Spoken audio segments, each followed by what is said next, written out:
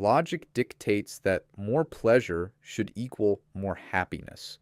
But biology says otherwise. Why does the world look so gray when your screens are so bright? Today, we are analyzing the neurological shutdown of the modern human. We're not talking about laziness. We're talking about the physical disappearance of your joy receptors. The biochemical bankruptcy. To understand a system's failure, you must first analyze its fuel. In the human operating system, this fuel is dopamine. Contrary to popular belief, dopamine does not deliver pleasure. It delivers the promise of pleasure. It is the motivational engine that forces you to act, to seek, and to scroll. It is the more molecule. In a balanced state, your dopamine receptors, the docking ports for these signals, exist in equilibrium. Accomplishing a task or reading a page triggers a controlled spark. The system is stable. The logic is sound. But the modern world is launching a DDoS attack on your biology. Infinite scrolls, refined sugars, and instant notifications. Each one hits your brain with a tidal wave of artificial dopamine. To prevent total system burnout, your brain makes a cold, survivalist decision. Downregulation. The brain blows the fuses. It physically retracts its receptors to protect itself from the noise. You have triggered a biochemical bankruptcy. This is why eventually you feel nothing. The sunset, a meaningful conversation, or a genuine achievement no longer register. It's not that the world has lost its color. It's that your brain has dismantled the antennas required to see it. You aren't bored. You are functionally numb. The illusion of willpower. Most people believe that breaking an addiction is a matter of character. They think they can simply will their way out of the loop. Logic, however, suggests a more brutal reality. You aren't fighting your personality, you are fighting your anatomy. When your receptors retract during downregulation, your brain enters a state of reward deficiency. The baseline for feeling normal shifts. Activities that once provided satisfaction now leave you in a deficit. You are no longer chasing a high, you are desperately trying to escape a low. This is the willpower trap. Your prefrontal cortex, the seat of logic and decision-making, requires immense energy to function. But in a dopamine-depleted state, the brain reallocates that energy to the basal ganglia, the primitive center of habit and survival. In this state, the professor in your head is silenced. The animal takes the wheel. You find yourself reaching for your phone or a hit of sugar before you've even consciously decided to do so. It is an automated response to a perceived biological emergency.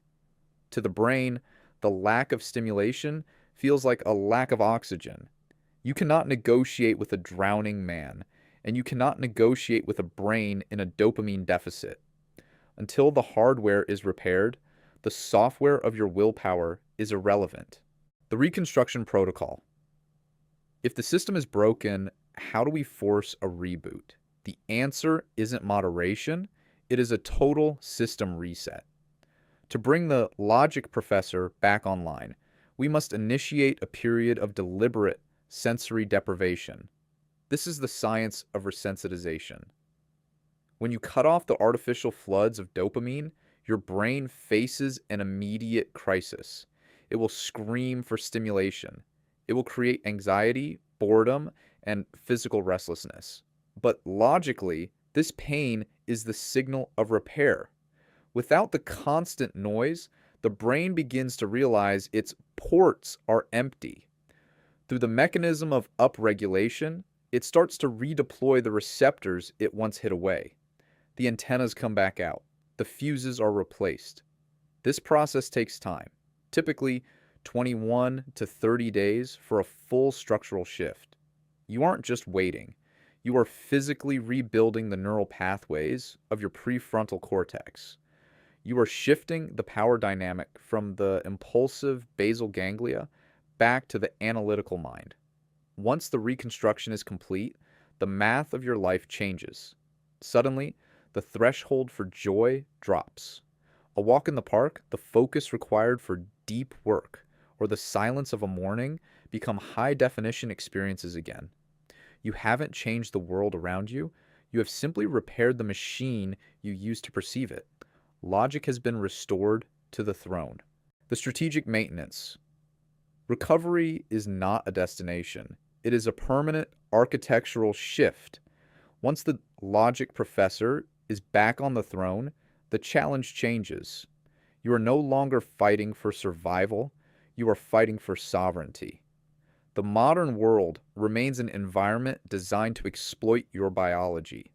The algorithms will not stop. The notifications will not cease.